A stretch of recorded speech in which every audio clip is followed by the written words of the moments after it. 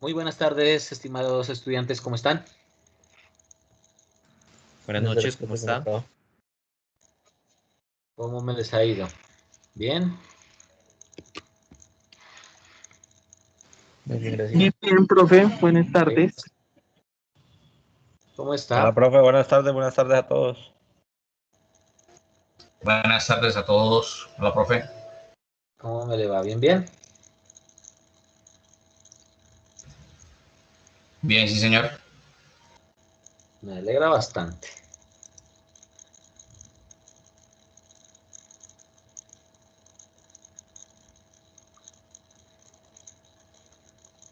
Vamos a darles unos 5 minuticos, ¿les parece bien a sus compañeros para que terminen de ingresar?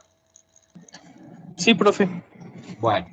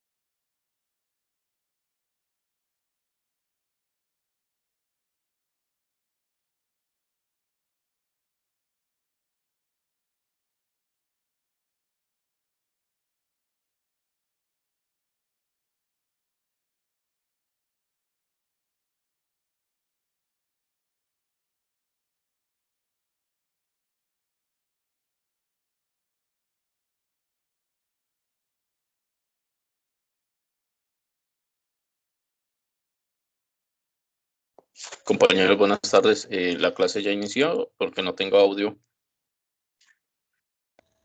Sí, señor, Buenas tardes, estamos sí, esperando un minutico más para que terminen de ingresar sus compañeros y ya arrancamos. Bueno, vamos 23 personas, entonces... Profe, mientras pase ese tiempo, yo quería comentarle una inquietud. Sí, señor, cuénteme. Lo que pasa es que yo he estado en la clase número 2, número 3 y la 4 que día no me permitió entrar. y tampoco he podido descargar las clases en que no he podido ingresar. ¿Y usted El está problema ingresando con qué cuenta de usuario? ¿Con qué cuenta estoy usando? Recuerde, ¿Con por qué favor, cuenta? que es con la cuenta de usuario de... con la cuenta de usuario de... ¿De qué es? De la universidad, ¿no? La 365. Sí, señor. 03. ¿Sí? Lo que pasa es que en estos momentos a mí me toca tomar la clase por un celular, ¿sí? Mientras cuadro lo del trabajo. Pero siempre que yo le voy a dar asistencia al celular dice operación no válida y me saca automáticamente de la sala.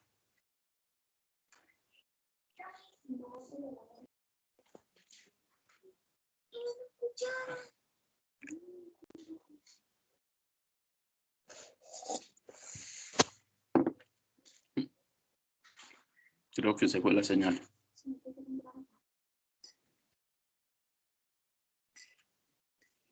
Me queda 3%. Sí, está por ahí.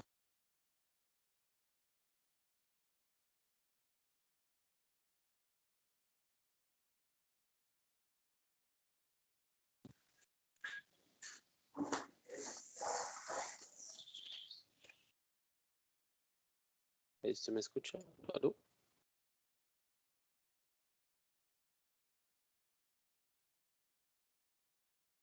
Sí, sí, la escucho yo.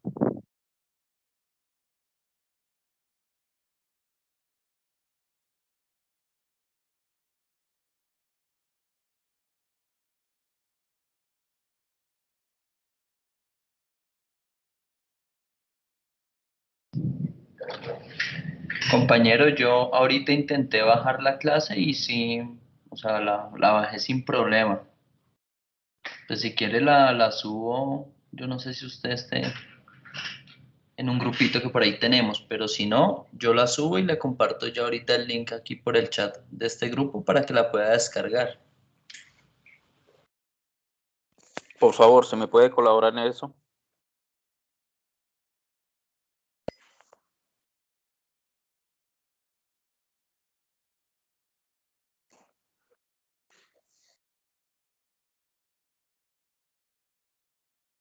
Se apagó. Ah.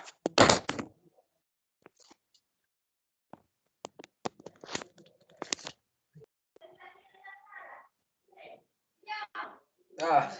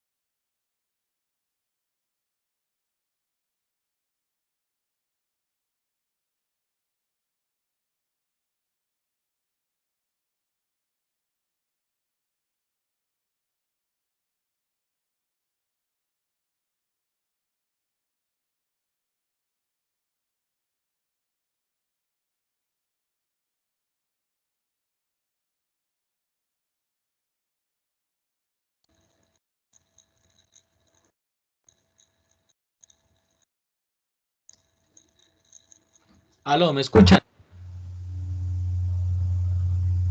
¿Me escuchan? Sí, profe, le escucho. Sí, señor. Sí, sí, se escucha. Bien, yo. Ok, perfecto.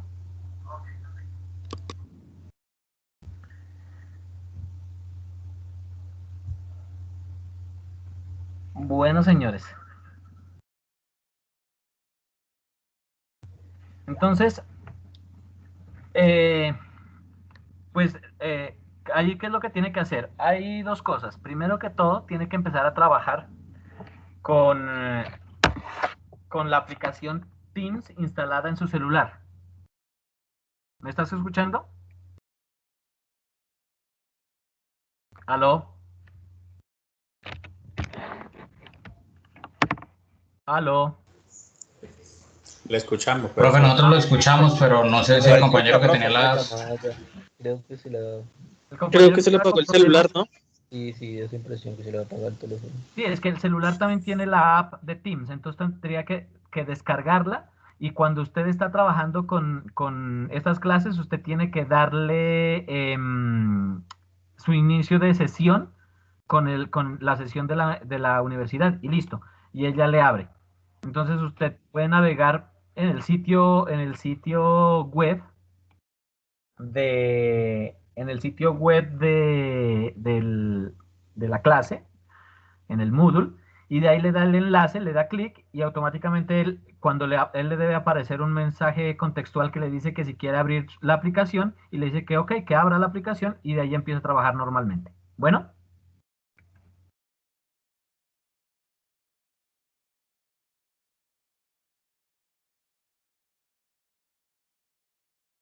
Bueno, señores, entonces vamos a comenzar el día de hoy.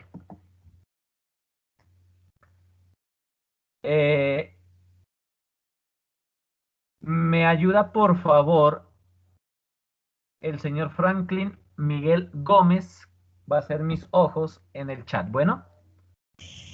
Listo, profe. Entonces usted me colabora como siempre con todas las cosas. ¿Listo? ¿Están viendo mi pantalla? No, todavía no, profe. Ahora sí. Listo. Ya, profe, ya se ve. Bueno. Listo. Entonces, hasta el momento ya hemos hecho varias cosas. Ya hemos definido muchas cosas. ¿Listo? Entre ellas hemos ya planteado cosas muy puntuales sobre variables, por ejemplo. ¿Listo?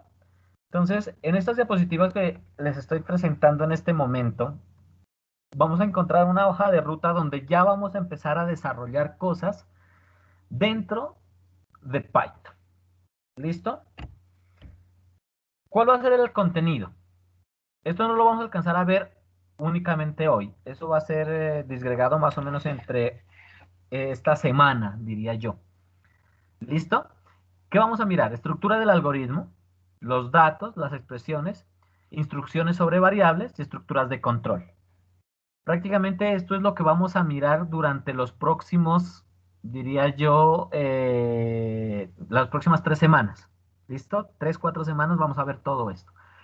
De tal manera que ustedes ya con eso que vean, esto va a ser completamente genérico a cualquier tipo de algoritmo de programación que usted vaya a implementar en cualquier lado habido y por haber y con cualquier lenguaje de programación. Entonces, es bueno que le pongan mucha atención a lo que vamos a ir trabajando. Entonces, cuando nosotros estamos definiendo los algoritmos tienen la posibilidad de empezar a trabajar con ciertas estructuras. Entonces, per se, el algoritmo es una estructura de programación. Y por ende, entonces, yo podría decir que dicha estructura está de alguna manera definida o trabajada de tal manera que el computador la entienda. Ahora bien, recuerden una cosa, lo que habíamos hablado, las estructuras a nivel de programación, al ser nosotros occidentales, siempre vamos a trabajar de la siguiente manera. Y es que vamos a leer de izquierda a derecha.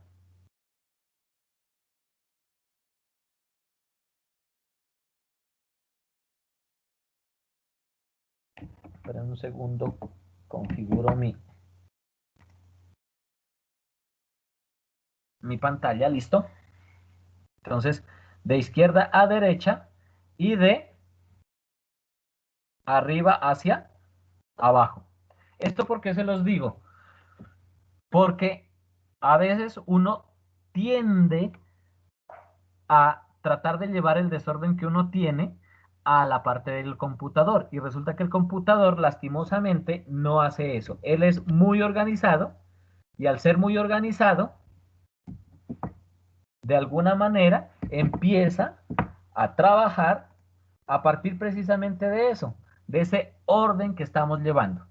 Y a partir de ese orden que está llevando, él va a desarrollar una estructura que me permite ir desde la línea 1, que es en la parte de arriba, hasta la línea N. Entonces, vamos a mirar, por ejemplo, un programa que estaba haciendo aquí, muy sencillo.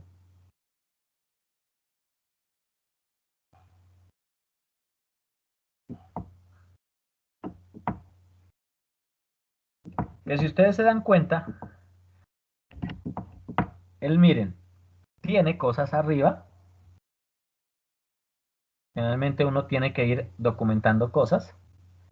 Va documentando, empieza a definir todas las cosas que se necesitan. Y en la medida que uno va desarrollando cosas, miren cómo él empieza a definir una estructura. Entonces acá, yo siempre lo que hago es documento, defino algo que se llaman funciones y después empiezo a desarrollar todo el grueso de mi algoritmo. ¿Listo? Entonces, eso es lo que llamamos una estructura de programación. ¿En términos de qué? En términos de lo que nosotros vamos a necesitar realizar. ¿Por qué? Porque entre más organizados seamos nosotros, hay una mayor probabilidad de que las cosas funcionen. ¿Listo? Ahora, si a eso le sumamos que hacemos un buen análisis del algoritmo, que adicional a eso montamos todas las cosas que ya hemos venido haciendo sobre el proceso de definir y estandarizar lo que nosotros estamos planteando, en ese momento nosotros ya estamos teniendo una mayor probabilidad de desarrollar un algoritmo de forma precisa. ¿Cómo me les fue con el reto? Voy a preguntarle a alguien. Casey, ¿puedes encender por favor tu micrófono y nos cuenta cómo te fue en el reto?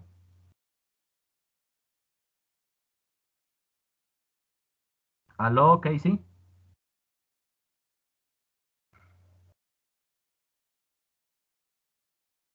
Casey, ¿nos ayudas?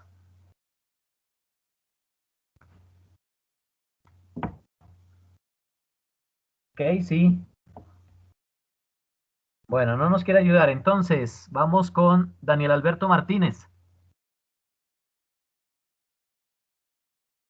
Sí, señor. Pues le cuento. Cuéntenos. ¿Cómo le pues, fue en los... bien. en el Digamos reto, que en el primer reto?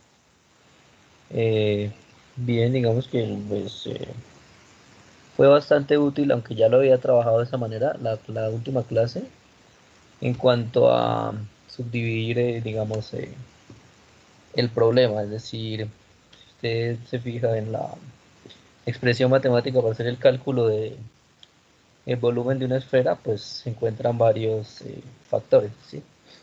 Entonces, pues para evitar de pronto errores en operaciones matemáticas, lo que hice fue pues trabajar el cálculo paso a paso, definiendo un par de operaciones por separado y luego juntándolas todas pues para calcular el volumen. No sé, no tengo que adicionar que definí las unidades del radio para que pues de la misma forma definir la salida sea algo como congruente. Ok. No sé, nada más si quieren le muestro un... No, tranquilo. Ya lo vamos a revisar y ya les voy a dar su nota. ¿Listo? Bueno. Yo estoy esperando a que termine el miércoles y el miércoles me pongo muy juicioso jueves y viernes a calificar para que el sábado, perdón, ya ustedes tengan sus notas, ojalá. Dios mediante. ¿Listo? Okay. Entonces, si usted se dio cuenta, el desarrollar de esa manera un ejercicio como que lo lleva a que tratemos de organizar todas nuestras ideas. Si bien es cierto, muchas veces uno lee el algoritmo y dice, ay, eso está muy fácil, eso es así, así, y ya, y listo. Pero cuando uno les plantea, oiga, colóquelo en escritura, en una hojita, ahí es donde uno ya empieza a tener un poco más de problemas. ¿Por qué? Porque uno no se sabe explicar o a veces tiene la idea pero no puede colocarla en blanco y negro, como se dice. Sí, es verdad, es verdad. Sí, Pero, entonces la expresión puede pero fallar. Ten en cuenta de que este tipo de cosas es donde a uno lo empiezan a llevar a hacer otras cosas adicionales. De ahí porque los retos precisamente están o van a estar trabajados de esa manera. Hoy en la noche les estoy colocando ya el segundo reto, ya teniendo en cuenta que vamos a empezar a desarrollar cosas ya. Bueno, listo. Vamos entonces ahora sí a definir que esas estructuras de control ya dijimos que iban de izquierda a derecha y de arriba hacia abajo. Y esas estructuras van a tener unos elementos fundamentales. ¿Qué elementos fundamentales? Uno, todo lo concerniente con los datos. Dos, las instrucciones. Y tres, algo que se llaman unas estructuras de control. Ustedes dirán, bueno, ¿por qué nos dejó ese segundo ejercicio? Entonces, si se dan cuenta, el primero solamente tenía datos e instrucciones, ¿ya? ¿Por qué? Porque solamente era capturar unos datos y hacer una fórmula y mostrarla. Pare de contar. No había más. Pero ya en el segundo, ustedes tenían que empezar a mirar cómo hacer para definir ese 2 que les decía, porque nadie va a tener notas menores de 2. Entonces, ¿cómo hacemos eso? Entonces, esas estructuras de control que se llaman, entran a formar una parte fundamental de un algoritmo. No necesariamente van a haber estructuras de control en todos los algoritmos, pero a veces es necesario tenerlas ahí a mano. ¿Listo? Bueno. Ahora sí hablemos de los datos. Vamos a, en primera instancia, a trabajar con toda la parte de una definición informal de datos, después toda la parte de tipos de datos, el tipo de variables específicamente, que es una variable literal y una constante. Ese es como nuestro marco de trabajo hoy en la parte de variables.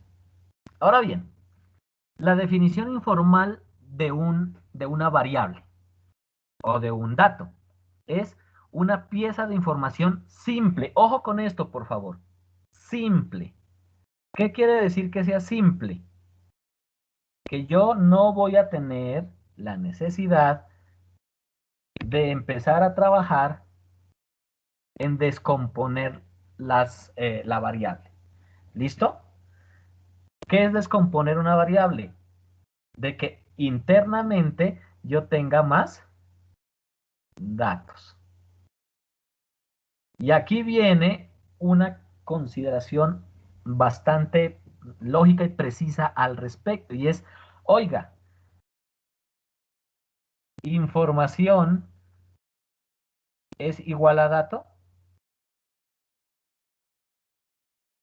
¿Qué dicen? A ver, vamos a preguntarle a alguien. Darío Marchán.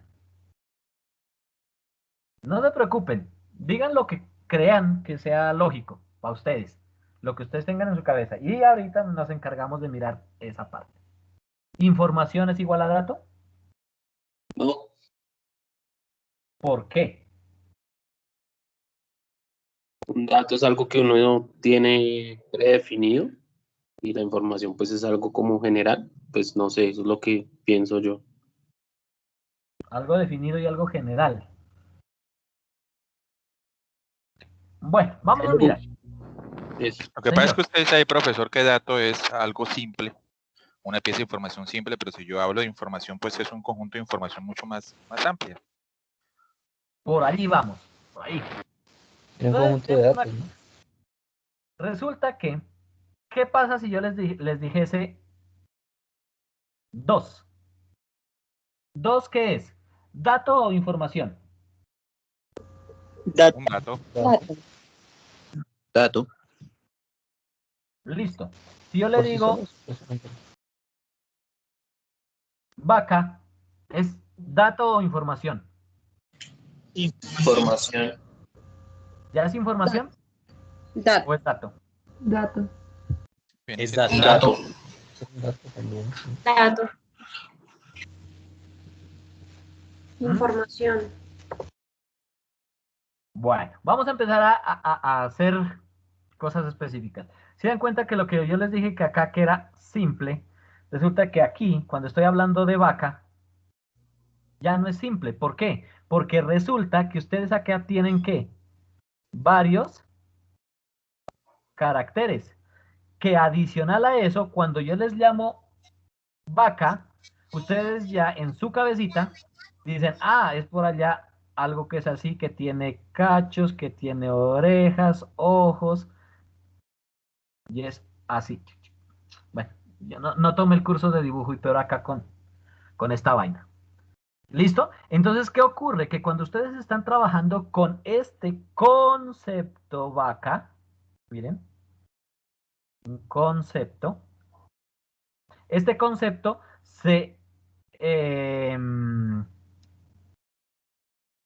se puede unir entre el nombre de algo y una representación gráfica que ustedes tienen. ¿Sí? Entonces, cuando yo ya tengo esto ya no es simple, miren. Ya no es simple. ¿Por qué? Porque yo ya tengo en mi cabeza que empezar a hacer otro tipo de procesos mentales que me lleven a relacionar esto que yo trabajé aquí, no solamente con la forma escrita, sino con cosas que yo tengo en mi cabeza. Por ejemplo, si yo les dijera flor, más de uno piensa en una rosa. ¿Cierto o no cierto? ¿Sí o no? Sí, señor. Sí, Por señor. mi nombre. Señor. ¿Por qué será eso? Porque resulta que nosotros dentro de nuestro subconsciente nos han enseñado siempre a representar o una flor como una margarita o como una rosa. Entonces, y resulta que como ayer pasó el Día de la Madre, más de uno regaló rosas a la mamá o a su esposa o a su novia. Y cuando hicieron eso, entonces le compraron rosas y automáticamente en su cabecita se empezó a formar esa imagen de que flor era rosa. Entonces, si yo les dijese pinten una flor, muy posiblemente pintasen o una margarita o una rosa. ¿Listo? Entonces, ¿esto a qué va?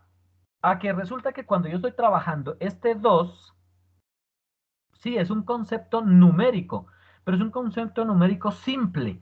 ¿Por qué? Porque uno dice 2 y ya sabemos que es 2 de algo.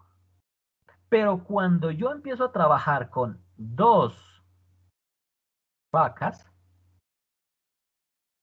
en ese momento, yo ya digo, uy, no, espérese, ya me están hablando de 2 cosas específicas.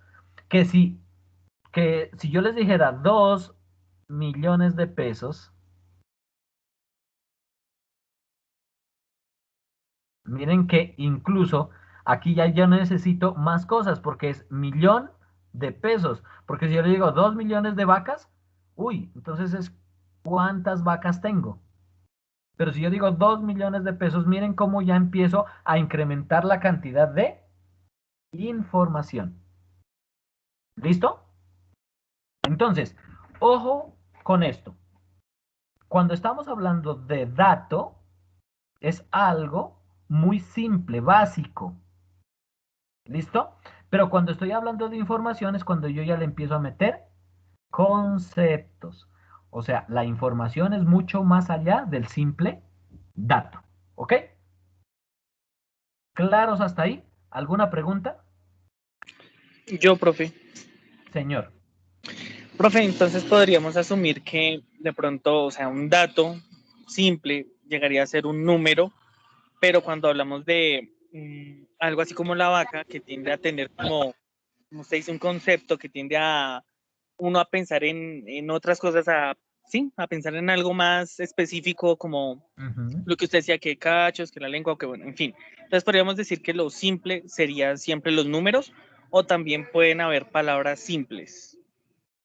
Si yo estoy hablando de más que palabras, cuando yo estoy hablando, miren, de un carácter, eso sería simple. Pero si yo ya hablo de vaca, el concepto de vaca, a pesar de que yo no tuviese nada de esto por acá, nada de esto, con el solo hecho de que yo ya lo coloque como una cadena de caracteres que sea específico, ya me lleva información. Pero ¿qué ocurre esto? Miren.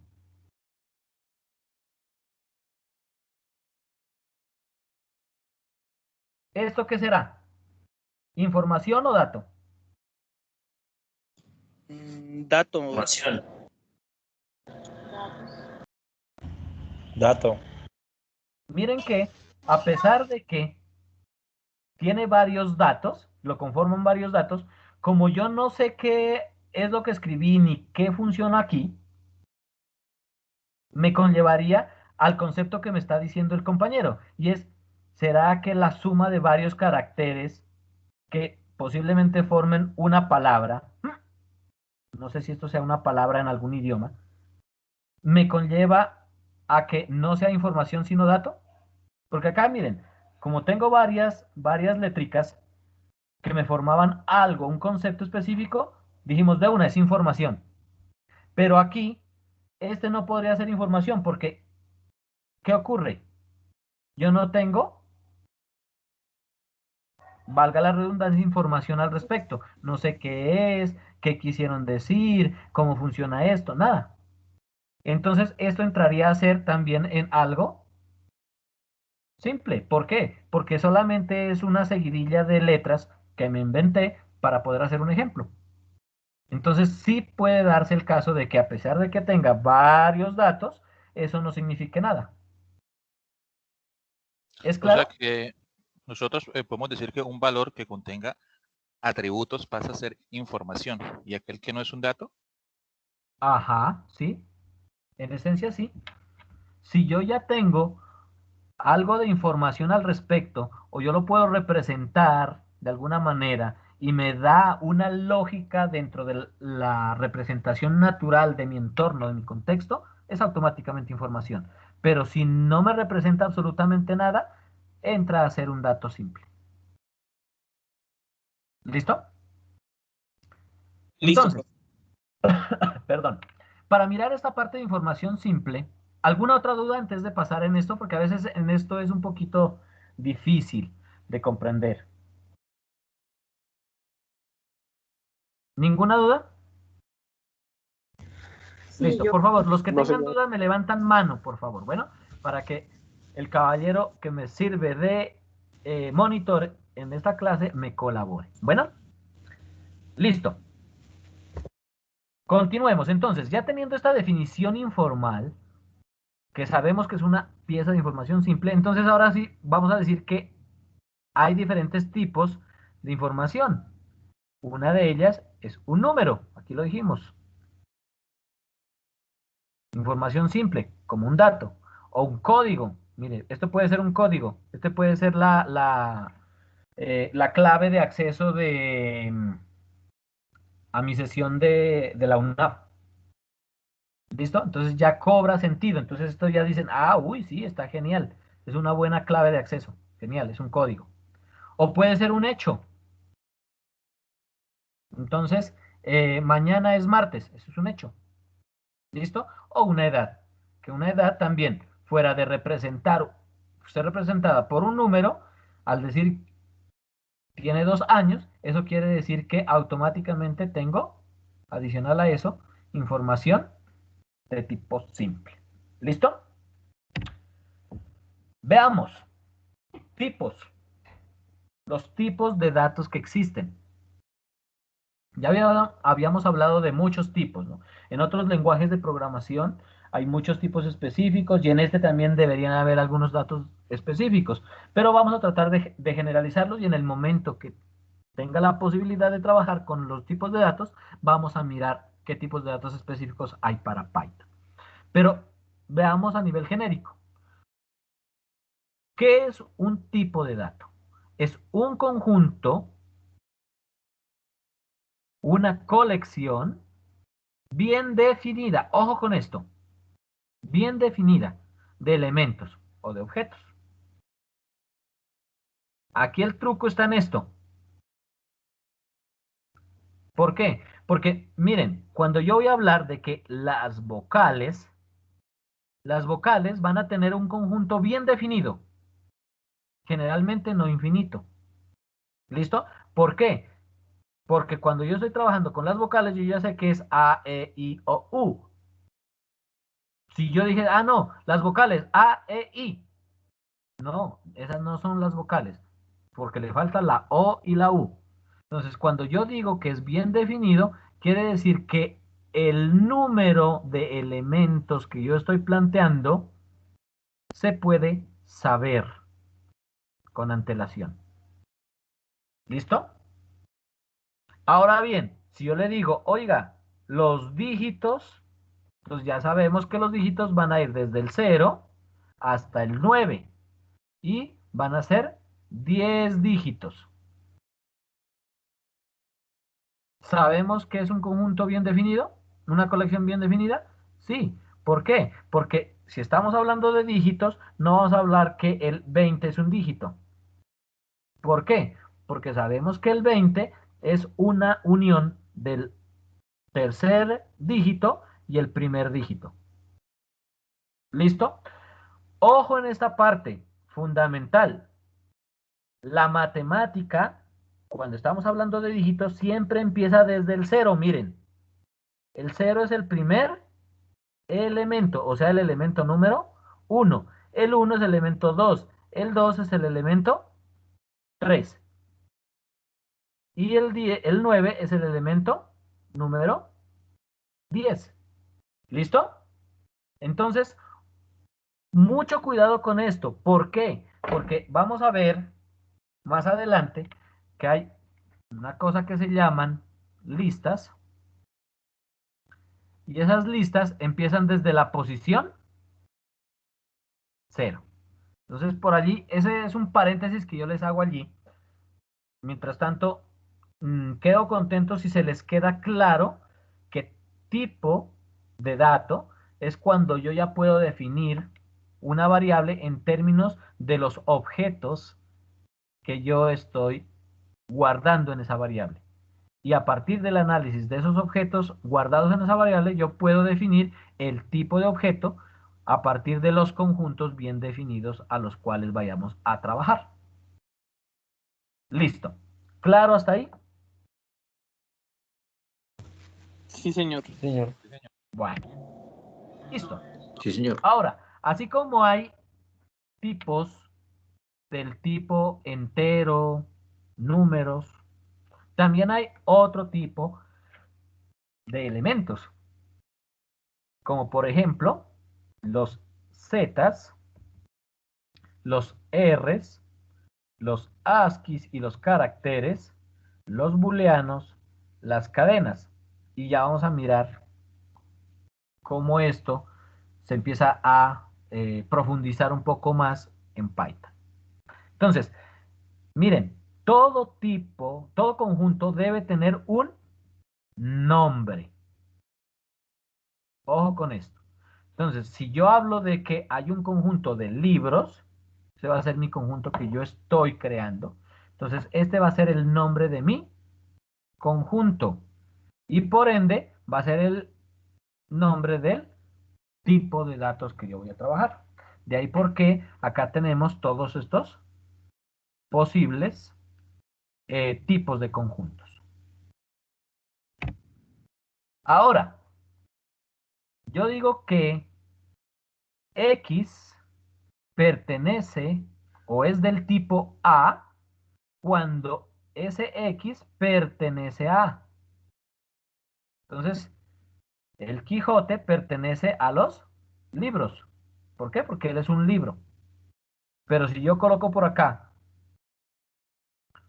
una pelota, esa pelota no pertenece al conjunto de los libros. ¿Por qué? Porque esto no es un libro. ¿Listo?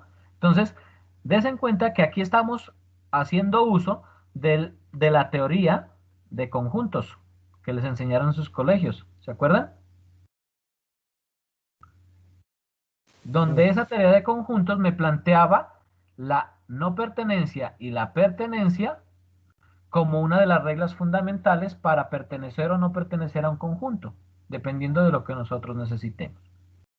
Entonces, ya teniendo claridad en este tipo, ya podemos pasar a mirar unas distinciones importantes en términos de programación. Y es que un entero, miren, solamente tengo la parte entera de mi número, es diferente a un real. Un carácter, miren, va a ser diferente a una cadena de caracteres. A pesar de que es el mismo carácter, miren, una cadena es diferente. Ya vamos a mirar que en programación, estas son consideraciones genéricas. Ya en Python, se van a dar cuenta que si ya estamos hablando de Python, para Python sí es igual. ¿Por qué? Porque él le puede colocar comilla sencilla o comilla doble y Python no se inmuta, porque él tiene unas consideraciones especiales adentro. ¿Listo? Pero miremos una cosa acá, adicional. Y es que cuando yo estoy trabajando con estos tipos de datos, si yo tengo una variable entera A, que le asigno el valor de 2, y después a esa variable entera A le asigno el valor de 2.5, A va a seguir siendo 2. ¿Por qué? Porque cuando yo estoy definiendo con tipo entero, él automáticamente quita el 5. O sea, hay pérdida de información.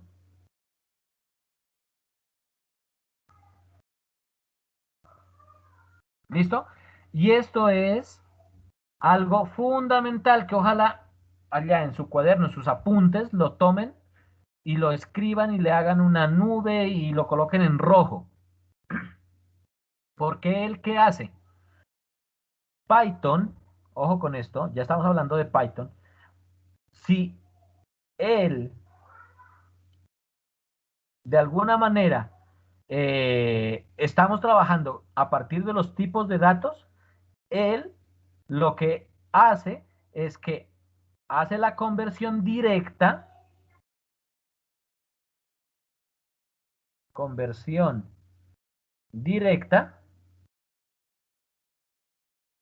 si no hay pérdida de información. Si hay pérdida de información, si hay pérdida, no hay conversión directa. Y nos toca hacer uso de algo que se denomina como funciones. ¿Listo?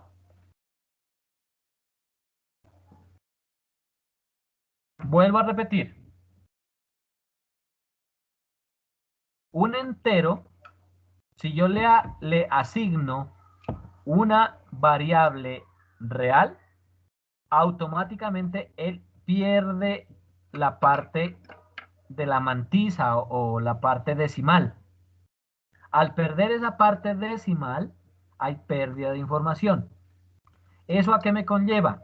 En Python, que si no hay pérdida de información, la conversión de una variable a otra, de diferentes tipos de datos, se va a hacer de forma directa. Pero si hay pérdida de información, se tiene que desarrollar por medio de una función, que por lo general esa función está definida dentro del mismo Python. ¿Listo? ¿Preguntas hasta ahí? Mi monitor, ¿qué dice? ¿Hay alguien levantado la mano? No, señor. Bueno, listo. Entonces tú tienes que decirme sí o no, dependiendo de si hay manitos levantadas. ¿Listo? Ok, profe. Bueno. Profe, la compañera Sigrid levanta la mano. Por favor, prende tu micrófono y nos comentas.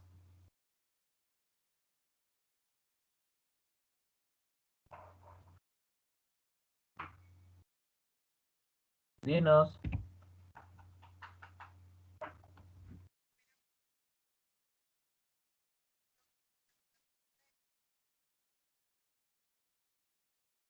Dinos. Es tímida. Creo que tiene problemas con el micro porque no se le escucha. No se escucha nada. Quizá la levantó por error. Si quieres, entonces, por favor, escribe tu pregunta en el chat y acá amablemente nuestro monitor te sirve de consueta.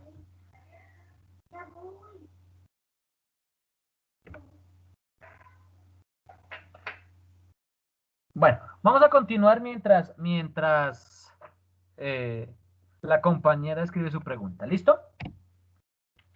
Bueno, entonces veamos ahora sí las variables.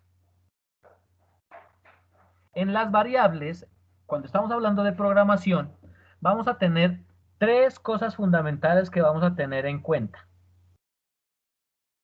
Uno, el nombre de la variable. Ojo con esto. Dos, el tipo de variable.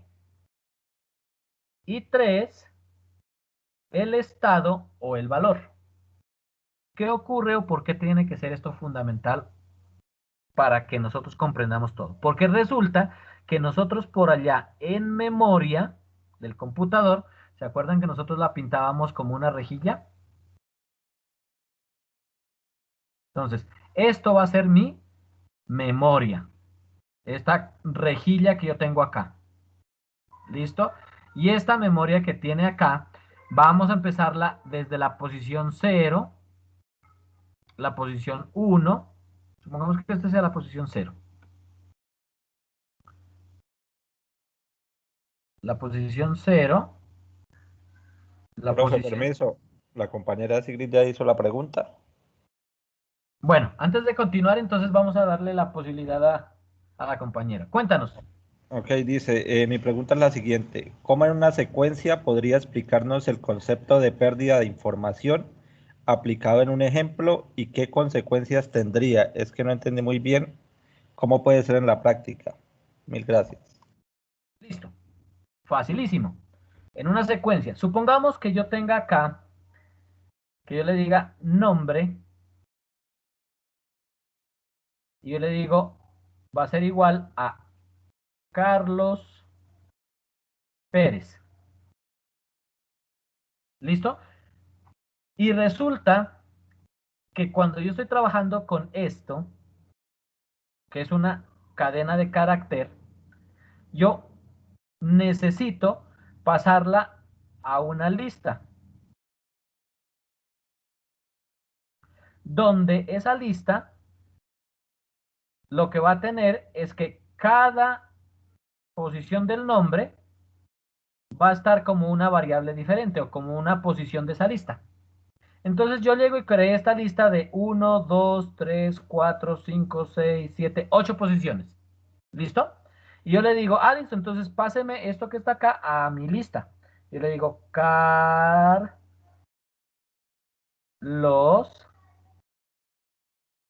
P.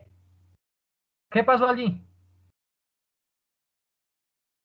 Que me faltó las últimas 3 letricas que están allí. Entonces, ¿qué pasa? Que cuando yo paso de aquí a acá, yo no lo puedo hacer de forma directa. ¿Por qué? Porque puede haber pérdida de información. Miren, esto que es una cadena de caracteres, lo voy a pasar a una lista. De tal manera que cada letrica se vaya para cada campito. Entonces, ¿qué ocurre? Que cuando yo estoy haciendo esto, puede ser que, dependiendo del tamaño de la lista, del tamaño, puedo perder o no perder información. Entonces, ¿qué pasó? Que aquí yo tendría que crear algún tipo de función o el mismo Python tiene una para hacer eso, para poder pasar de acá a acá. ¿Y qué es lo que a veces hace?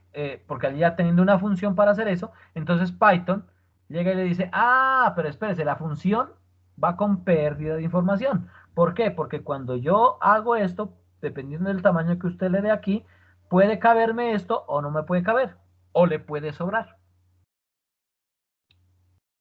¿Listo, compañera? ¿Sí me entendió?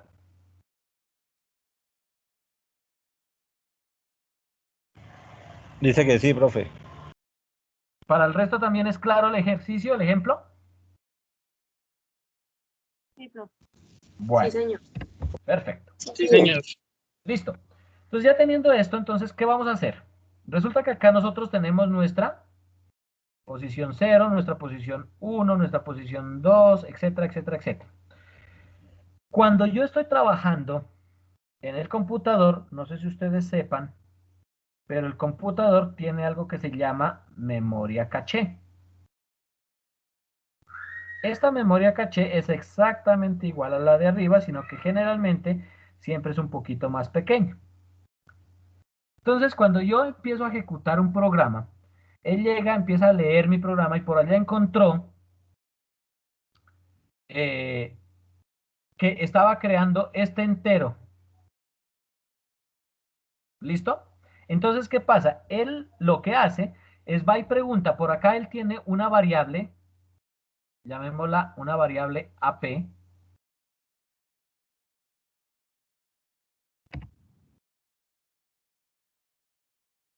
Una variable que se llame AP, que lo que hace es apuntar a una posición de memoria que esté vacía. Entonces, supongamos que acabamos de arrancar nuestro computador y nuestro AP está en la posición 0. ¿Listo? Este apuntador está aquí y dice, AP es igual a 0. Entonces, ¿qué pasa? Que cuando yo creo una variable que se llame suma, entonces él va a la caché y dice, entonces coloquemos aquí suma. Entonces él crea algo que se llama una tabla de asignación. No es del todo así como lo estoy planteando, pero él crea una tabla de asignación que se llama suma. Y cuando ya tiene esa tabla de asignación que se llama suma, aquí, entonces él dice, ¿y qué valor va a tener? Entonces vamos a empezar en la parte 0 y es de tipo entero. Supongamos que el tipo entero sea 1. ¿Listo? Está molestando mucho el apuntador, no sé por qué. Entonces, como él dice que es un entero, el entero dijimos que correspondía a ¿cuántos bits y bytes? ¿O bytes?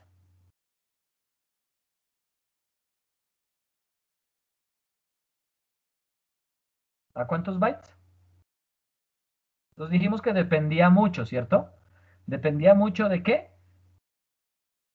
Del lenguaje de programación. Entonces supongamos que acá tuviéramos 2 bytes, o sea, 16 bits.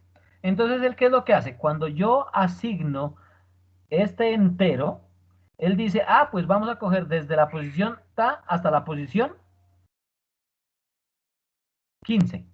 Y todo esto va a ser donde yo voy a guardar el valor de suma. O sea que esto lo agarra, lo convierte a binario y acá empieza 0, 0, 0, 0, 0, 0, 1, 1, 0. Supongamos que ese fuese el binario en 168 en binario y lo guardo allá. Entonces, des en cuenta cómo la memoria empieza a trabajar. Y cuando termina de hacer esto, entonces ahora sí ya apuntador ya no está en 1, sino estaría apuntando a 16. O sea que estaría apuntando acá. ¿Listo? Y así es como él internamente empieza a colocar las variables y allá en esa variable, en esa memoria, empieza a guardar toda la información. Y cuando usted empieza a hacer un proceso de guardado, ese proceso de guardado entonces ya se va a trabajar sobre algo más persistente. Ojo con esa palabrita, de pronto me la van a escuchar mucho. Persistente, que es el disco duro. Entonces por acá tenemos un disco duro que se comporta exactamente igual y que ya es más persistente. Entonces cuando yo guardo, él se viene para acá y guarda esto que está acá, pero él sigue manteniendo la copia de seguridad acá. ¿Listo? De ahí porque cuando ustedes están haciendo un documento de Word y se los olvidó guardar y se les apagó el computador o se les bloqueó o alguna cosa, ¿qué pasó? que donde les toque reiniciar el programa o reiniciar el computador, esto se pierde. ¿Listo? ¿Por qué? Porque usted no lo tiene acá. Pero si usted ya lo tiene acá, por más que usted lo apague el computador o lo que sea, excepto que se le dañe el disco duro, usted puede recuperar. Incluso dañándose a veces el disco duro, uno puede recuperar información, independientemente de que se le haya dañado o no. ¿Listo? ¿Es claro hasta ahí? Sí, señor. Sí, muchas Listo. gracias. Sí, señor. Ahora bien, ¿cómo hacemos para colocar esto acá? Muy sencillo. ¿Se acuerdan que nosotros habíamos hablado de que había algo que se llama la cadena de los códigos ASCII? Entonces, eso es lo que pasa acá. ¿Qué es lo que hace? Coge esta letra, va, lo consulta en la tabla de códigos ASCII. Esto es representado por un binario, por un 0, 1, 1, 0, 1, 1. Y esto coge bien y lo guarda acá. Recordando de que cada uno de estos es en una casillita. Entonces, 0, 0, 1, 1, 0, 1, 1. Después viene la otra. Mismo proceso. 0, 1, 0, 1, 1, 1. Y viene y lo guarda. Y después él, ¿cómo sabe para interpretar acá? Porque él dice, ah, como es una cadena, esta variable es una cadena, entonces muy sencillo. Pues cada uno de estos va a tener ¿qué? ¿Cuántos bits tiene un carácter? Lo hablamos el sábado, perdón. ¿Cuántos decíamos? No es de 0 a 256. No. El carácter. El carácter decíamos que eran 8 bits. O un byte. Y que esos 8 bits o un byte, perdón acá, representaban un número de 0 a 255 posibilidades. ¿Cierto? Entonces, ¿qué pasa? Que si ustedes se dan cuenta, entonces aquí ¿qué? Él va, lee aquí y dice, ah, es un entero. Entonces, ubíquese donde dice, o sea, que empieza en la posición 0 y cuente. ¿Cuántos caracteres? 1, 2, 3, 4, 5, 6, 7, 8, 9, 10, 11, 12. Como dijimos que iba a ser 2, entonces va a ir del 0 al 16. Y tráigame esa información que está allí. Entonces ya él sabe, a partir de este tipo de dato, cómo lo va a manejar. ¿Es claro? Así es como funciona el computador. Ahora bien, ojo con esto. Python. Python, él lo que hace es que yo defino mi variable y él puede hacer conversiones a partir del tipo de dato que usted le coloque.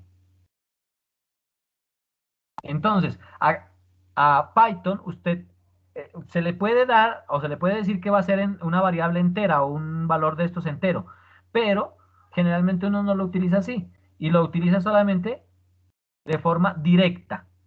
Entonces suma igual a 168 y ya. ¿Por qué? Porque él hace la conversión o él sabe automáticamente qué tipo de dato es este. Entonces él ya coge y asume el tipo de dato. ¿Listo? Y lo asume como no perdiendo info. Entonces, si yo le digo a la variable A le voy a asignar un valor 2.5, entonces él automáticamente dice, ah, no, este no puede ser un entero, este tiene que ser un flotante. ¿Listo? ¿Claros? Entonces, esto, ojo, esto solamente para Python.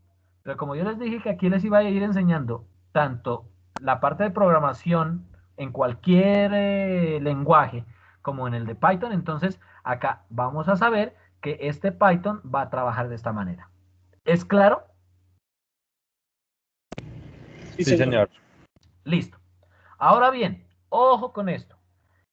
Toda variable debe tener un nombre, o sea, hay que bautizarlas, mis estimados estudiantes. Hay que bautizar una variable. ¿Por qué? Para poder llamarla en cualquier función, en cualquier operación matemática o en lo que sea.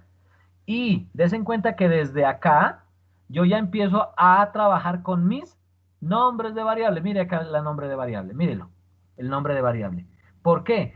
Porque resulta, ya vamos a mirar un poco al respecto, que estos nombres de variable son fundamentales para el programa, porque él sabe dónde meter la información, cómo sacar la información, etcétera, etcétera. Si yo no tengo estos nombres de variable, esto se perdería, no tendríamos nada de esto. Ahora bien, el tipo es fundamental, ya les decía, por este tipo de cosas. Que Python asume cosas, listo, perfecto, pero él por debajo igual ya sabe, ¿por qué? Porque él asume cosas, él ya sabe qué tipo de dato es, y a partir de eso, él empieza a trabajar. Pero el hecho de que asuma no quiere decir que no tenga un tipo. ¿Listo? Ahora bien, ya teniendo esto, las variables no son nada sin los valores o los estados que pueden tomar. Entonces, eso es fundamental en términos de que si yo digo A es igual a 2.5, si yo le digo A es igual a AB, ¿qué ocurriría allí? Que él automáticamente quita esto y deja esto. Y ahora A ya no va a ser de tipo, perdón, no va a ser de tipo flotante, sino que va a ser de tipo cadena de carácter. ¿Es claro? Profe, o sea que en ningún momento tenemos que declarar estas variables con un tipo específico, pues por el tipado No, señor. dinámico que tiene Python. Sí, señor. Python, él solito se defiende con eso. Vuelvo y repito, si usted quiere. Si usted no quiere, y usted dice, no, yo sí voy a programar con tipos, tranquilamente usted le puede definir el tipo, y no hay ningún problema. Yo ya se los voy a enseñar también. ¿Listo? Pero Python tiene la ventaja, y eso es una de las ventajas que tienen los programadores. O bueno, uno cuando ya empieza a hacer programas grandecitos, uno se da cuenta de que eso es una ventaja que tiene Python. ¿Por qué? Porque de alguna manera eso disminuye el número de líneas de código y, y es un poco más legible la programación. Bueno, listo. Ahora sí, vamos a tener el proceso de construcción de código. El viernes hablábamos de la construcción y el desarrollo de programas, ¿cierto? Que teníamos que tener varias cosas. Ahora vamos a trabajar con la parte de construcción de código. O sea, ya empezar a crear ese lenguaje para que la máquina nos entienda. Para eso, lo primero que nosotros tenemos que hacer es, miren, definir el lenguaje de programación. Entonces, como les digo, acá, para efectos del curso, ya sabemos que es Python. Pero cuando nosotros estemos trabajando en la vida real, con un trabajo, ¿qué ocurre? Que muchas veces uno puede decir, ah, listo, yo sé Python. Pero viene el cliente final y le dice, no, no, no, no, lo que pasa es que yo sí, desde hace varios años, compré unas licencias para desarrollo con C Sharp. Y resulta que C Sharp es Microsoft. Y me costaron un poco de plata. Y al costarme un poco de plata, pues yo tengo que sacarle el jugo de alguna manera. Entonces, por favor, señor programador, hágame el favor y programa en C Sharp. Y entonces ahí es donde empieza Cristo a padecer y a uno le toca aprender C Sharp. Ah, ¿qué es diferente? Sí, hay algunas cosas que son diferentes, pero en esencia todos son parecidos. Entonces, si ustedes empiezan a programar en Python, la probabilidad altísima es de que usted ya empiece a desarrollar en cualquier tipo de programa. ¿Listo? Hay unos que son más parecidos que otros, pero la mayoría, las estructuras básicas que yo le diga esto es básico, póngale la firma que son todos iguales en todo lado. Profe, ¿Listo? una pregunta. ¿Hay mucha Sí. diferencia entre el Python y el PHP? No, de hecho, PHP y C son muy parecidos. Y Python y PHP son, yo diría que de los lenguajes más parecidos que hay con Python. ¿Por qué? Porque lo único que se cambia de Python, desde mi perspectiva, a PHP y a C, es que allá ustedes trabajan con algo que se llaman corchetes, con esto, con corcheticos, para crear sentencias acá adentro. Acá Python es un lenguaje que se llama identado, o que se maneja con algo que se llaman sangrías. ¿Ustedes sí saben qué es la sangría? No el trago, por favor. Sí, sí, señor.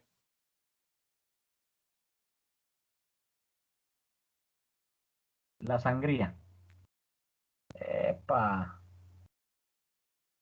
Bueno, la sangría. Resulta que si C o Python trabaja así, entonces usted empieza a escribir aquí cosas, y abre corchetes, y acá empieza a escribir otras cosas, abre corchetes, cierra corchetes, etcétera, etcétera. Cuando estamos trabajando con Python, él empieza aquí, y si usted quiere hacer esto, entonces le coloca 2 puntos, y acá sigue con sangría. Y ya. Y aquí sigue escribiendo su código cuando termine de hacer esto, y ya. Entonces, lo único que, desde mi punto de vista, o sea, por debajo hay muchas otras cosas adicionales, pero las cosas más fundamentales que desaparecen son estas cosas. Y ya, y con eso usted puede tranquilamente trabajar. ¿Listo? Listo, profe, gracias. Bueno. Segundo, definir herramientas de programación. Entonces, cuando nosotros estemos trabajando con esto, mis queridos estudiantes, es muy importante que ustedes ya empiecen a trabajar con algún tipo de herramienta de desarrollo. Entonces, como les mostré la vez pasada, podemos tener herramientas tipo web, sobre todo para la parte de Python, y también IDEs. ¿Qué es un IDE? ¿Alguien sabe?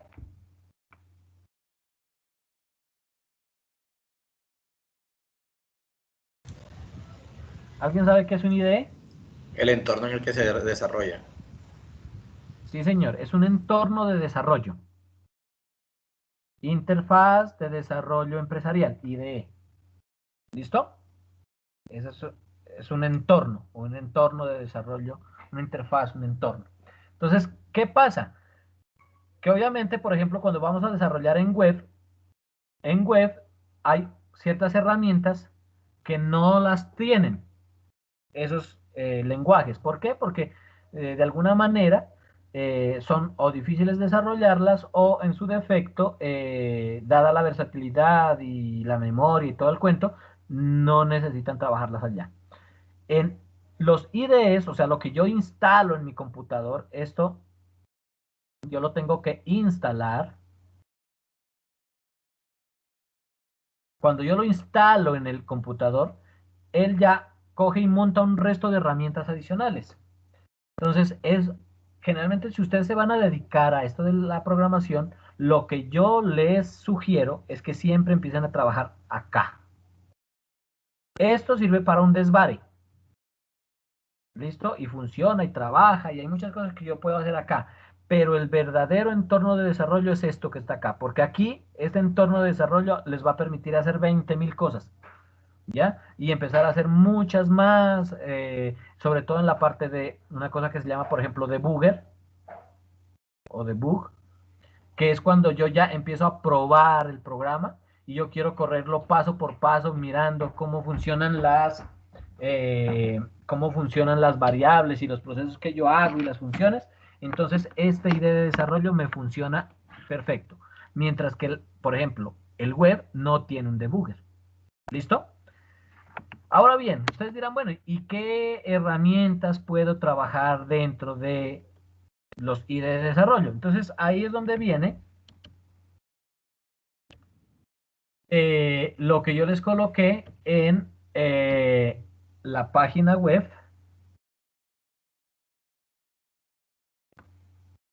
Listo del curso, donde en esa página web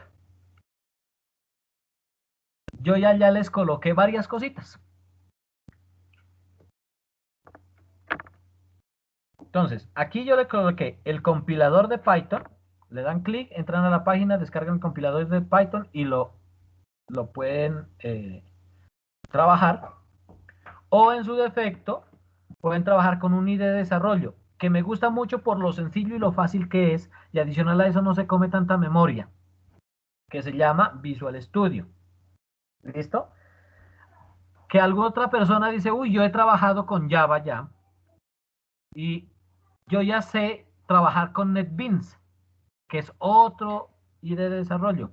Listo, entonces móntese en NetBeans y móntele el plugin para Python y listo, y funciona, y no tengo ningún tipo de problema. ¿Por qué? Porque la programación va a ser exactamente la misma. Listo, lo único que cambia es el desarrollo con el ambiente de desarrollo con el cual hago las cosas. Hay mucha gente que le gusta trabajar con otras herramientas. Por ejemplo, miren acá yo tengo una cosa que se llama Notepad++. ¿Listo? Y ese, miren cómo, a pesar de que él no compila, ojo con esto, este no compila, porque ese es prácticamente el bloc de notas, sino que tiene otras cosas adicionales. Pero si yo le coloco .py, él ya me diferencia, mire, variables, miren cómo él me coloca de un color diferente ciertas funciones, miren los condicionales, mire esto ya vamos a ver que eso se llama el docstring, ¿listo? Pero él no me compila, entonces ¿qué tengo que hacer? Lo monto aquí y después vía el comando el shell de comandos de Windows, yo voy y le digo, oiga Python, tome, compíleme esa cosa, compíleme este programa. Entonces hay muchas formas de trabajar y de desarrollar. ¿Qué depende? Depende de lo que uno necesite. Bueno, aquí como tal, yo ya les mostré ese, les mostré por ejemplo, miren este es mi entorno de desarrollo en Google Colab, miren, y él dentro de mi OneDrive, allá él me guarda esto que está aquí, y yo puedo ponerlo a correr y no tiene ningún tipo de problema. ¿Listo? ¿Funciona? Profe, señor. El compañero Eduardo Hernando tiene algo por compartir. Cuéntanos, Eduardo.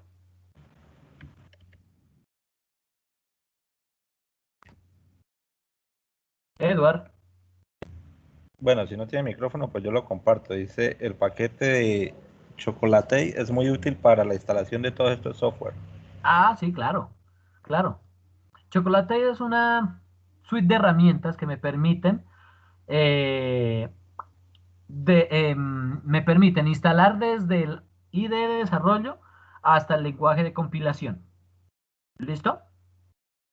¿Por qué? Porque de esa manera, acuérdense que, por ejemplo, el IDE el que yo les propongo acá, el Visual Studio Code, ese IDE, él está hecho es para C#, por ejemplo, para esto.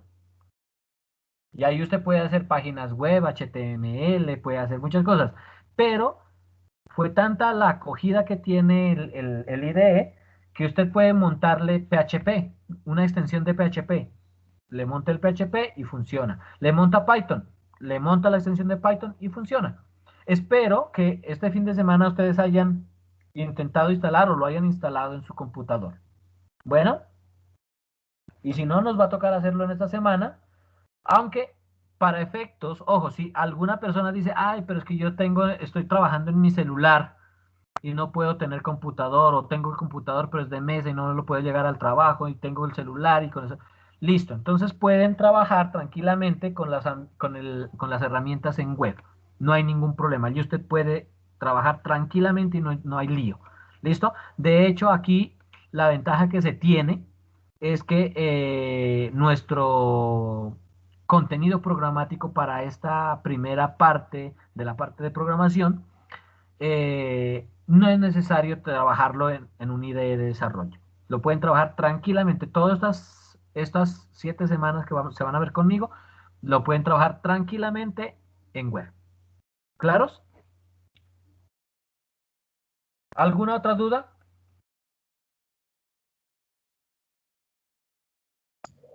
No, Bueno, señor. listo. Entonces, ojo, ¿no? Vamos a definir nuestra herramienta de programación. Por ejemplo, para mí, no sé, voy a mirar a ver si unas clases las voy a dar ¿en qué es? En Visual Studio Code y otras las voy a dar utilizando varias herramientas en web para que ustedes empiecen a mirar cómo funciona. Bueno, listo. Entonces, Señor, gracias. el punto 3, definir el problema. Entonces ya nosotros en este punto es cuando ya empezamos oiga, ¿qué problema tengo? El problema que me plantea el usuario. Entonces ya aquí ustedes pueden hacer toda la metodología que ya vimos en el reto, que montamos en las cosas y que hemos venido trabajando. ¿Listo? Aquí está. Entonces definen variables, consultan, definen los procesos, etc., colocan el diagrama de flujo, listo. Eso es lo que tienen que hacer en este puntico. Ahora bien, desarrollar el problema. Entonces, ojo con esto. Como yo ya tengo mi herramienta de desarrollo y tengo mi lenguaje de desarrollo, donde esta herramienta tiene que tener este lenguaje, porque si no empezamos a tener problemas, entonces ahora sí ya empezamos la parte de, oiga, vamos a coger por aquí. Resulta que yo ya tengo mi diagrama de flujo.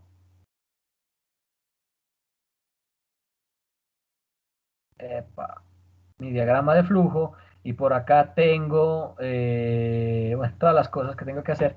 Entonces ahora ya voy a coger esto que está aquí y lo voy a meter en un programa que el computador me lo entienda. ¿Listo? Y que haga lo que yo necesito que haga, que el computador haga. Para hacer esto, entonces vamos a tener esas 4 cosas que están aquí. Miren, yo trato de ser muy organizadito para que ustedes me entiendan y lo empiecen a hacer suyo, que ustedes tengan toda esta información en la cabeza. Entonces, lo primero que yo tengo que hacer es, 1, documentar el programa. Ojo con esto, mis estimadísimos estudiantes. La documentación del programa para mí es fundamental. ¿Listo? A tal punto que si ustedes no me documentan los programas, cuando ya me los vayan a entregar, me va a tocar bajarles en puntos. ¿Listo? ¿Qué vamos a trabajar en esta documentación del programa? ¿O qué es el cuento de esa documentación del programa? 1. Esto que se denomina como docstring. ¿Qué es el docstring? Es una cabecera de texto en el cual yo puedo mirar qué hace el programa, definir las variables de entrada, las variables de salida, etcétera, etcétera. Entonces, miren, reto 2, detectando copia en los exámenes de programación. Variables, la entrada estará formada por 2 líneas, la primera línea, salidas, tal cosa. ¿Cómo se coloca el docstring? Con 3 comillas y se cierra con 3 comillas. Esto es lo que se denomina como docstring. ¿Listo? ¿Es claro? Entonces, vuelvo acá a repetir. Este docstring que está aquí se inicia con comillas triples, y aquí se coloca toda la carretica. ¿En qué? En lenguaje natural, como ustedes escriben. ¿Listo? Ahora, la documentación interna. Profe, el compañero Jonathan Viva hace una pregunta. Señor Jonathan, cuéntame. Profe, entonces el docstring es básicamente como poner la descripción de lo que debemos de hacer, ¿sí? Básicamente. Sí, señor. Sí, señor. Ok, vale, perfecto. ¿Ya? Gracias. Entonces, ¿qué pasa? ¿Cuál es la ventaja de programar de esta manera? Es que cuando usted entra a ese segmento de código, a ese programita, usted ya de primeras le cuentan en carretica qué es lo que va a hacer, cuáles son las variables de entradas, cuáles son las variables de salida. Con eso que usted le documente, usted ya tiene un camino andado grandísimo. ¿Por qué? Porque usted ya no va a, oiga, ¿y esta variable de acá para qué funciona? Oiga, ¿esta variable qué hace? Oiga, ¿y esto qué? ¿Cómo? No, usted ya va leyendo. ¿Listo? Ahora, cuando yo ya tengo esto, resulta que en la parte interna, cuando yo ya empiezo a programar, empiezo a colocar unas líneas, esos son líneas generalmente, líneas de texto explicativas. Estas líneas explicativas las trabajo con el numeral. Vamos a verlo. Si se dan cuenta de esto, miren, y se le pone en verdecito, miren. ¿Se dan cuenta? Y esas líneas explicativas, entonces yo le digo, ah, mire, función para revisar tal cosa. ¿Listo? Aquí ya empiezo a definir. Entonces, digita las calificaciones, pregunta si sigue registrando datos. Miren, entonces empiezo a darle una secuencia lógica y adicional a eso empiezo a documentar lo que voy haciendo. Ahora aquí muchas personas dicen, bueno, ¿y hasta qué punto yo debo documentar? Porque a veces uno plantea cosas de que debe documentar todo. Pero se imaginan aquí una línea de texto aquí. Esta variable sirve para tal cosa. Coloca la variable. Sigue. Esta otra variable sirve para tal cosa. Otra cosa. Este while que dice aquí sirve para tal otro. Se vuelve muy cansón también la documentación. Sería súper genial porque todo sería completamente documentado. Pero les aseguro, nadie les va a hacer eso. ¿Por qué? Porque después se vuelve muy cansón hacer ese tipo de trabajos. Entonces lo que uno generalmente hace es que, por ejemplo, aquí me hace falta todavía, está en desarrollo, que este while, aquí antes de, yo sí le debo colocar, este while me va a hacer tal cosa. Ya, y voy acá abajo, y salto, y salto, y salto. Entonces uno ya empieza a ver dónde es necesario empezar a trabajar la documentación. Pero, ojo con esto, tiene que haber documentación, ¿ok? ¿Es claro? Sí, señor. Sí, señor. Bueno, listo. Entonces, ojo. Entonces, el docstring o la documentación inicial se hace con comillas triples. ¿Listo? Y ahí usted puede meter todo lo que usted quiera. Y la documentación interna se la puede hacer con numeral, aquí está, y aquí escribe la carretica y listo. ¿Entendido? Ahora, Sí, señor. Sí, señor. muchas gracias. Ahora, ya teniendo esto, Profe, el compañero Jorge Montaño levanta la mano. señor Montaño, cuénteme. Profe, disculpe, ¿por qué comillas y por qué numerales? Algo ya estándar de como de Eso es Python. estándar para los lenguajes de programación. Entonces, ¿qué ocurre? Por ejemplo, en C, acá, en C, es diferente, porque en C usted llega y dice, para docstring, o sea, cuando son párrafos y todo el cuento, lo hace de esta manera. Asterisco, slash asterisco, asterisco slash. Y aquí escribe todo lo que usted quiera. Y para, en lugar de numeral, lo hace, para una sola línea, lo hace así, con doble slash. ¿Listo? Entonces, son cosas que tienen los lenguajes. Acá, para efectos de esto, sabemos que es así. Ahora, ¿cuál es otra ventaja de empezar a trabajar con este tipo de cosas así? Y es que cuando ustedes desarrollen, van a desarrollar cositas muy chéveres y hay ciertos programas que se meten acá a su programa, sacan toda esta información que está aquí, la sacan y se la colocan en un HTML bonito. Entonces usted ya no necesita generar documentación en un Word o en un PDF, sino que usted coge, instala ese programita, lo ejecuta, le dice, venga, sáquemelo de acá, y él automáticamente le bota toda la información en una página web. ¿Listo? Entonces es fundamental trabajarlo bien. Listo. Ya teniendo esto, entonces ya teniendo esta documentación, entonces, ¿qué vamos a tener? Lo siguiente que tenemos que definir, me gusta que se organicen bien, y es trabajar ¿con qué? Con las librerías. Entonces ya vamos a mirar qué es una librería, cómo funciona. Por el momento, sepan que organizar el código es colocar, 1, el docstring, 2, colocar las librerías que yo voy a trabajar, 3, definir todas sus variables. Y cuarto, todos los procesos ya. Y obviamente los procesos van a tener esta documentación interna. Entonces, si yo voy a mirar que acá yo tuviese un archivo de texto, entonces ese archivo de texto, lo primero que yo debería hacer es definir con mi docstring toda la carreta y cierra el docstring.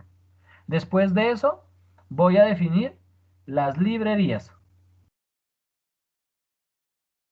Después de eso, voy a definir las variables. ¿Listo? Entonces defino las librerías, defino las variables. Y después defino el proceso. Y dentro del proceso también hay más cosas. Porque aquí yo puedo empezar a definir más vainas y también más documentación, más cosas. ¿Listo? Después ya vamos a mirar, creo que si alcanzamos a mirar algo, y es la definición de funciones. Y la definición de funciones la vamos a hacer aquí. En esta partecita de aquí. ¿Listo? Pero entonces esa va a ser la estructura de un archivo.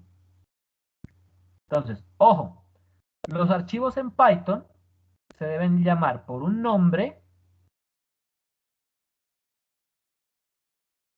punto, la extensión PY. ¿Listo? Esta es la forma de nombrar los archivos para Python. ¿Listo? De ahí porque, miren, ten cuenta que acá yo tengo reto1.py. Diferencia, por ejemplo, de acá, que acá Google Colab lo que él hace es le coloca el nombre, le coloca una I, que es de Interface, PY, que es de Python, y Notebook, NB.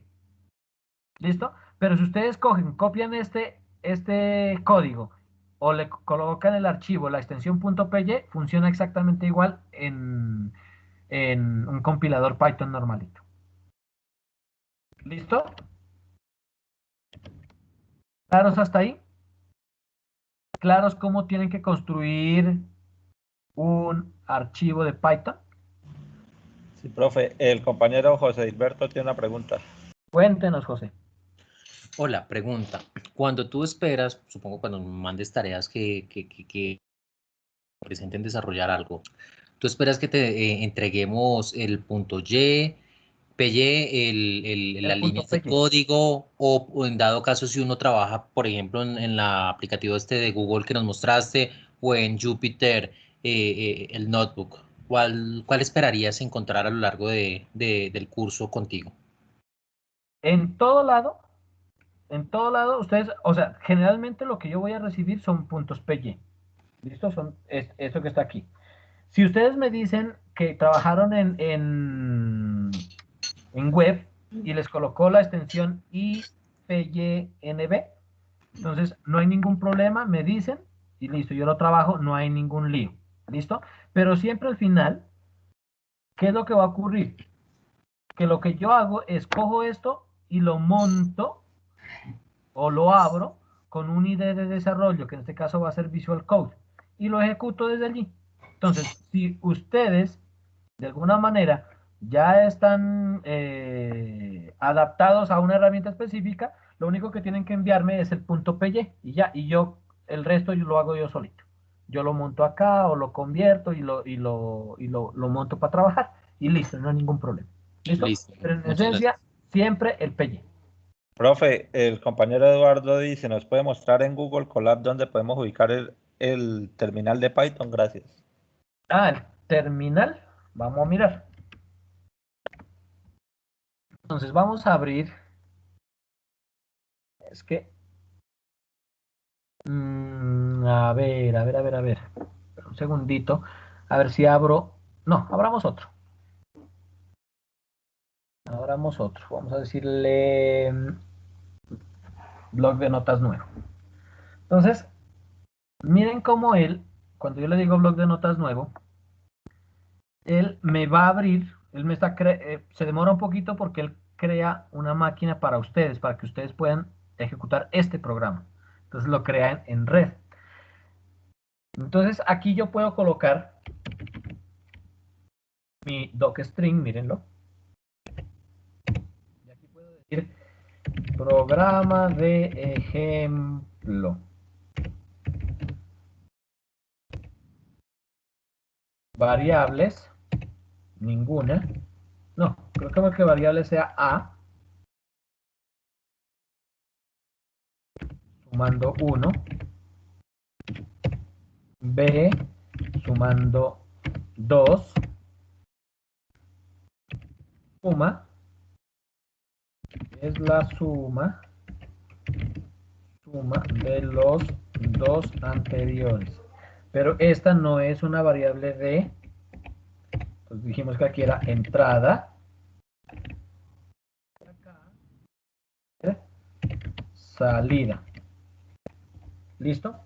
Y entonces aquí yo ya puedo decirle, terminé mi docstring. Listo. Y ahora sí ya voy a empezar a programar. Entonces le digo, miren, voy a hacer un programa como para que ustedes miren cómo funciona. Entonces yo le digo, A es igual a integer input, comillas,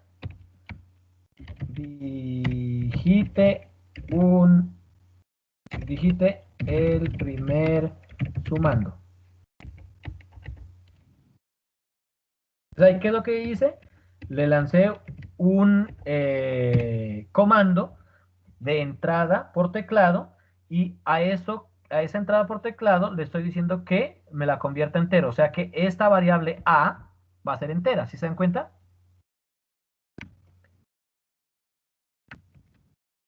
Y aquí lo mismo para B. Le voy a decir el segundo sumando. Así le digo. Suma es igual a A más B. Y aquí le digo, oiga, prima la suma de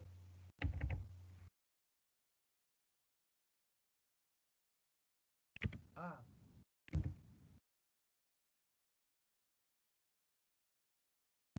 más B es dos puntos, espacio, coma, suma. Listo. Entonces miren lo que va a hacer este programa. Con este botoncito de aquí o con control enter lo ejecuto y él empieza a ejecutar, miren. Empieza a ejecutar. Digita el primer sumando. 3. Y enter. Digite el segundo sumando. 5. Entonces, ¿qué me tiene que dar allí? 5 más 3, 8. La suma de 3 más 5 es 8. Y listo. Y miren, para que vean que si está ejecutando sobre una máquina, miren, aquí está, miren. Se dan cuenta cuando yo lo corrí, dice, mire, RAM y disco. ¿Cuánta RAM consumió y cuánto disco consumió? Mire, RAM 0.76. Mire, si yo le doy clic allí, él me define todas las variables de mi máquina sobre la cual estoy ejecutando este código. ¿Se dan cuenta? ¿Sí? ¿Es claro? Sí, señor. Sí, claro y bastante útil. Sí. como les digo, y esto usted lo puede hacer desde su celular, sin instalar absolutamente nada, simplemente ingresa y sigue programando. O sea, no hay excusas ahorita para no desarrollar.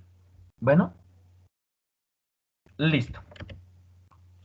¿Solucioné la duda? Sí, sí, señor. Bueno, continuemos entonces. Entonces, cuando ya tengo esto, démonos cuenta que yo ya estoy trabajando con varias herramientas. Entonces, mire, ahí está la herramienta de programación, Google Colab. Visual Studio, que es la que ya, ahí les dejé todas las posibilidades para que trabajen. Y miren cómo trabaja Replit.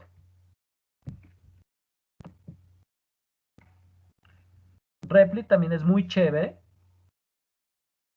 Y de hecho, Replit tiene otro poquito de herramientas adicionales. Ya se las voy a mostrar. Funcionando. Y para que se den cuenta que estoy programando de forma genérica, vamos a hacer algo acá. Vamos a coger este mismo programa que está aquí. Miren.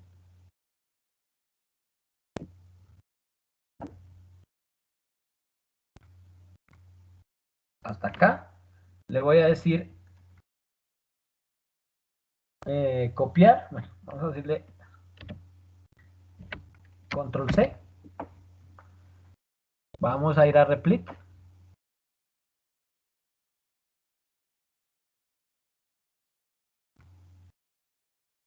Le digo login. Obviamente yo ya me registré.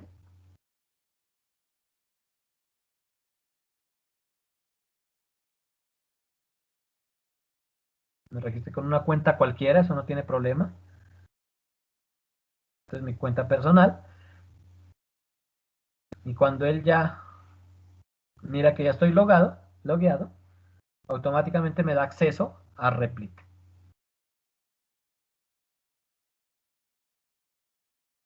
¿Listo?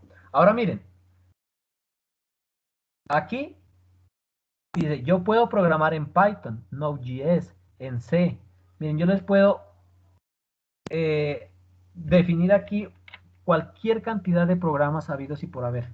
Miren todos los lenguajes de programación que tiene. JavaScript, C, Java, C++, Ruby, HTML, CSS, JS, Scheme, Go, Rust, Clojure. Miren todo el poquísimo de lenguajes de programación que él tiene, miren. 54 Python, lenguajes. ¿Se dan cuenta? Señor. Que alcanzo a contar 54.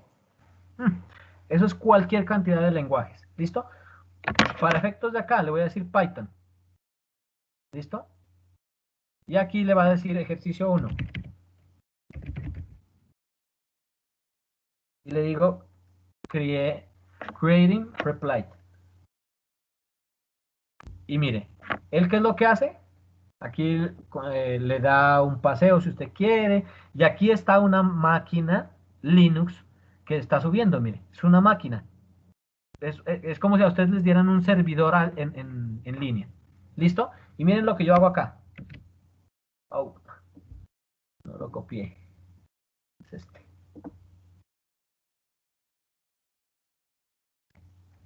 Control C. Voy acá. Control V. No he cambiado nada, ¿cierto? Miren, acá le doy Run. Miren lo que aparece. Digita el primer sumando. 3. Segundo 5. La suma es 8. ¿Se dan cuenta? ¿Por qué? Porque se está trabajando con lenguaje Python base. No hay nada que hacer. ¿Listo? Y aquí estamos trabajando con este lenguaje. Y acá yo puedo decirle, no, por ejemplo, para los que quieran Linux, aprender Linux, entonces aquí ls EWD. Miren, ese es un servidor como tal. Entonces yo le puedo decir cd / pwd. Le digo ls. Miren, eso es lo que tiene nuestro servidor, miren. Es una plataforma 64 bits. ¿Listo? cd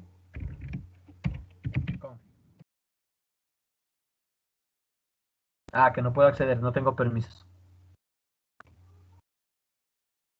¿Listo? Y entonces uno empieza a trabajar y este es nuestro entorno de desarrollo. ¿Listo? Y acá hay herramientas también, mire, versión de control, paquetes que usted puede montarle.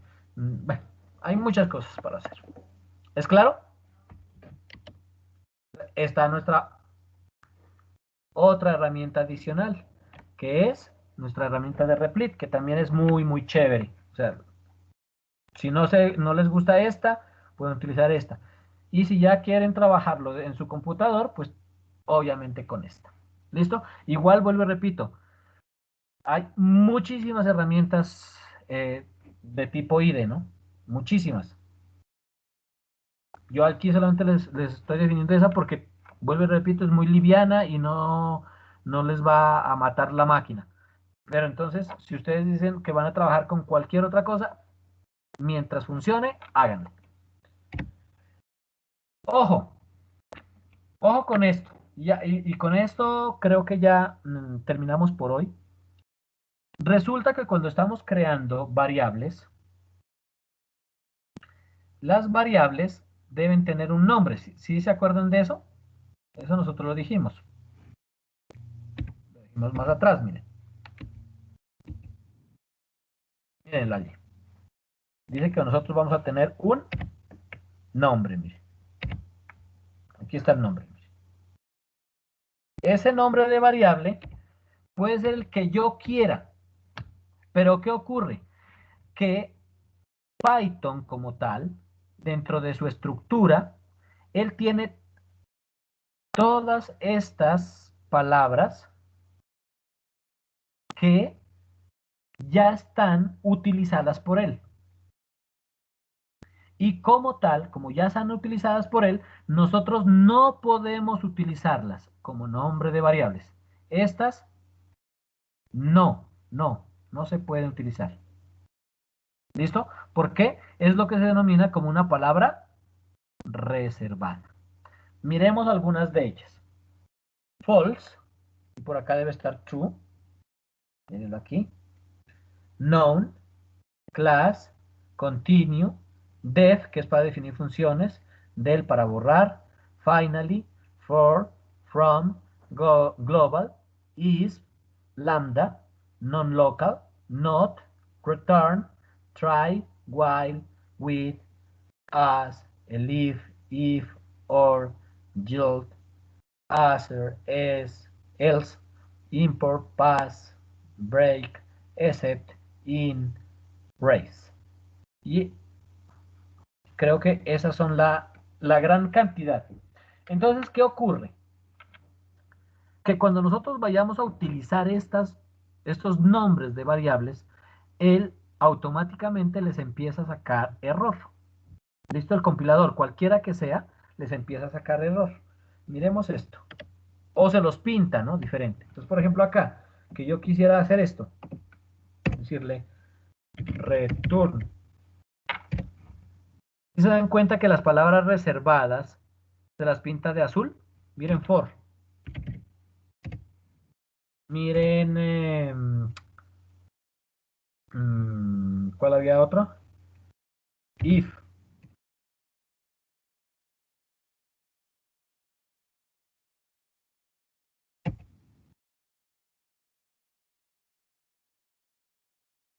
Se las pinta de azulito. Entonces, cuando yo ya sé que es un azul, yo ya sé que esa no la puedo utilizar. Entonces, eso ya les indica. Y si yo le digo esto, miren miren lo que va a pasar. Igual a 3. Entonces, él, cuando yo ya vaya a correr esto, miren, si se dan cuenta que él le dice sintaxis inválida. Entonces, ¿eso qué quiere decir? Que de alguna manera usted le está utilizando un nombre de variable que ya es algo que está reservado. ¿Listo? Entonces, mucho cuidado con esto, por favor. Hay que, poco a poco ustedes se van a ir aprendiendo esas palabras reservadas. Se van a ir aprendiendo esas son algunas de las más utilizadas, pero para efectos del curso creo que con estas ya uno puede mal que bien trabajar. Pero entonces, mucho cuidado, por favor. ¿Listo? Mañana vamos a ver esta parte de sentencias especiales. No sé si me alcance. Que estas son sentencias especiales, son cosas específicas que yo voy a utilizar para poder comunicarme con el computador, con las personas. Entonces, dejémoslo para mañana, ¿listo?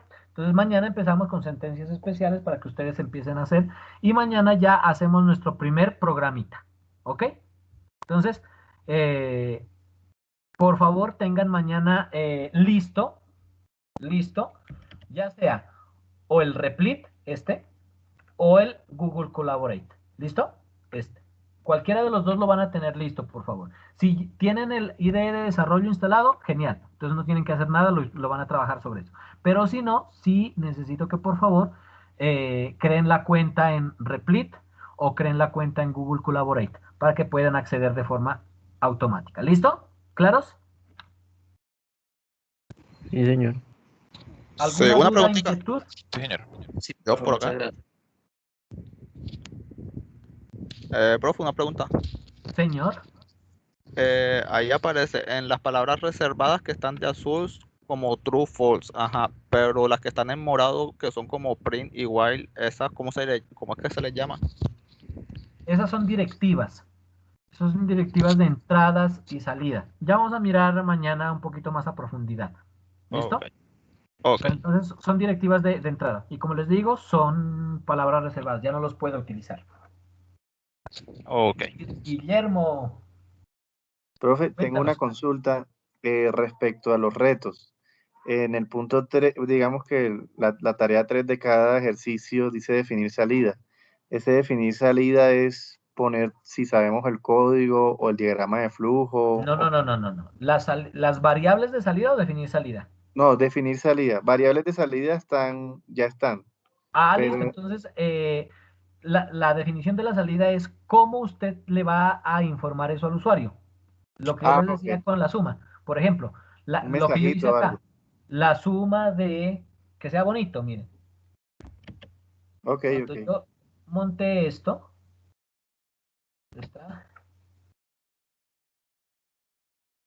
Cuando yo monté des en cuenta que, miren, la salida no es solamente decirle suma igual a tal cosa, sino Sí, la sí. suma de 3 más 5 es 8. ¿Listo? Es como una forma para que usted se comunique con el usuario de una forma más asertiva. Sí, entiendo.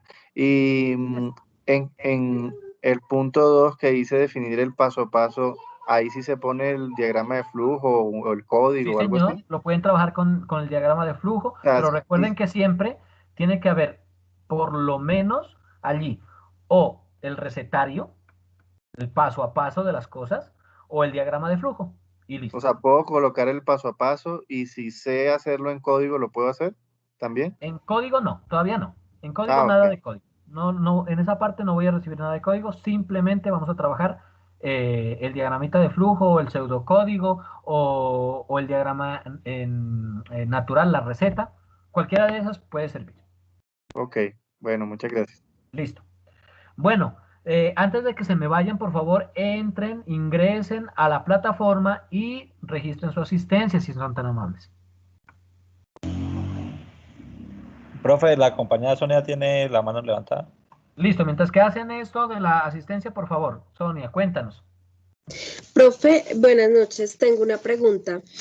Lo que pasa es que yo ayer subí el reto 1 a las evidencias y hoy fui a ingresar a mirar, a revisar y no lo vi y lo cargué nuevamente. Entonces no sé si es que se borró o se borra o no sé qué pasó porque pues ayer lo cargué y hoy ya no estaba. Bueno, vamos a mirar a ver qué pasó. ¿Listo? Vale, gracias. Tener en cuenta, muchachos, que siempre al final de la página hay una que dice guardar, ¿no? Tienen que darle al en guardar, no solamente subir y ya y se olvidó, no. Tienen que subirlo y guardar, porque si no, él no hace nada. ¿Ok?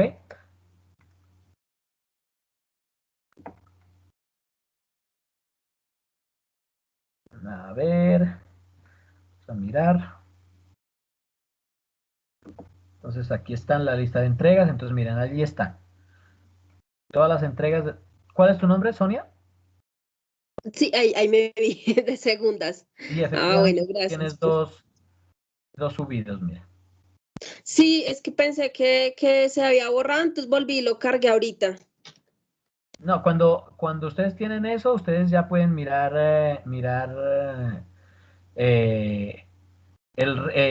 las cosas que ustedes han entregado. Entonces, si está ya allí montado, no hay ningún problema. Generalmente esto falla muy poquito. ¿Listo? Vale, gracias, Entonces, ahí profe. está, entonces yo ya puedo descargar y mirar lo que hiciste. Listo, profe, gracias. Bueno. ¿Alguna otra duda o inquietud? Profe, qué pena, es que se me apagó el PC. ¿Me explica por el último pedacito del if que alcancé a ver ahí en el código? ¿Cuál sería este?